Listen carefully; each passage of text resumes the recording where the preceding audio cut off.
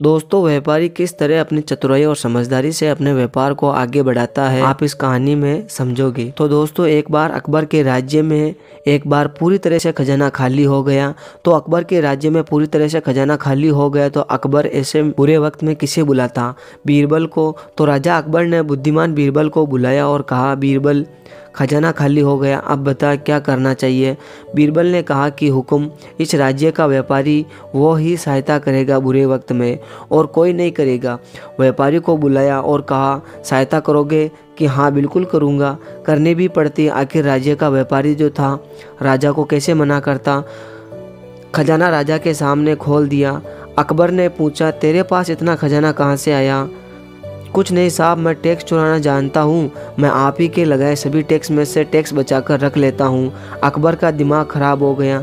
Tax चोरी करता है, सामान तो ले ही लिया, अब इसको अपने अस्तबल में नौकरी करवाओ। घोड़ों का अस्तबल है, वहाँ इसको घोड़ों की लीद उठवाओ।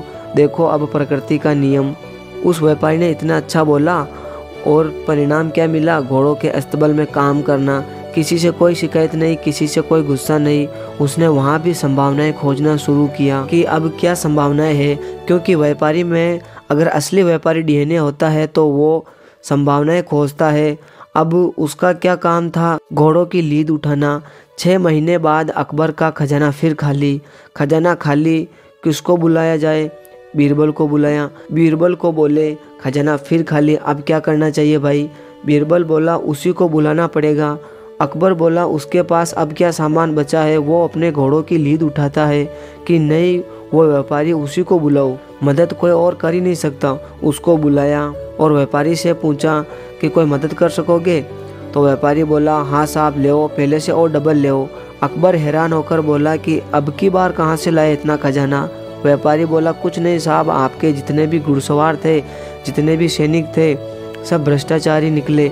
सबको कहा सबकी पोल खोल दूंगा, नहीं तो मुझे सही सोने की मुद्राएं दो, वरना तुम्हारा खेल खत्म। मैं तो वहीं से कमा लाया। अकबर का गुस्सा चरम सीमा पे। इसको समुद्र के किनारे छोड़ के आओ, जहाँ जहाज गिनेगा। इसका सारा दिन एक ही काम होगा, जहाज गिनेगा कितने आए कितने गए। वो वहाँ गया और कुछ महीनों बाद अकबर का खजाना फिर खाली। अकबर ने बोला, बीरबल अब क्या करेंगे? बीरबल बोला, उसी को बुलाना पड़ेगा। अकबर बोला, अरे उसको तो निचोड़ लिया, उसके पास अब क्या है? कुछ भी हो जाए, बुरे वक्त में देश को चलाने के लिए व्यापारी की ही जरूरत पड़ती है। अरे कि सच में? हाँ। फिर व्यापारी को बुलाया गया, पूछा कि कुछ सहायता कर सकोगे? व्यापारी बोला, हाँ ले आओ, पहले से और डबल ले आओ। अकबर आश्चर्यचकित होकर पूछता है कि अब की बार कहाँ से लाया? कि कुछ नहीं जहाँपना, जहाज में लोग इधर उधर का माल इधर उधर करते थे, सबको कह दिया कि राजा ने मेरी ड्यूटी यहाँ लगाई है। टाइम पे टैक्स दे दो, टाइम पे सामान दे दो, नहीं तो जहाज़ों के ऊपर तुम्हारी ड्यूटी लगा दूंगा। वहाँ से कमा लाया। तो दोस्तों, अगर वो व्यापारी मूर्ख होता और उसमें डीएनए व्यापारी का ना होता तो वो सारी उम्र भर घोड़ों की लीद उठाने में रोता रहता। घोड़ों की लीद में से खजाना निकाल लाया, जहाज़ों को गिनने में से सामान निकाल लाया। इसे कहते हैं धरती का असली व्यापारी। जो इंसान अपनी जिंदगी में संभावनाओं को गोबर में से भी निकाल लाए, इसे कहते हैं असली व्यापारी। और वो है करम फूटे धरती के, जिनके पीढ़ियों से कई सामान आ गए लेकिन बत्ती लगा के रख दी। तो दोस्तों, कहानी कैसी लगी, इसके बारे में आपकी क्या राय है, कमेंट में लिखकर बताना न भूलें। ऐसे ही और वीडियो देखने के लिए चैनल को सब्सक्राइब जरूर कर लें। तब तक के लिए मिलते हैं अगली वीडियो में। Thanks for watching.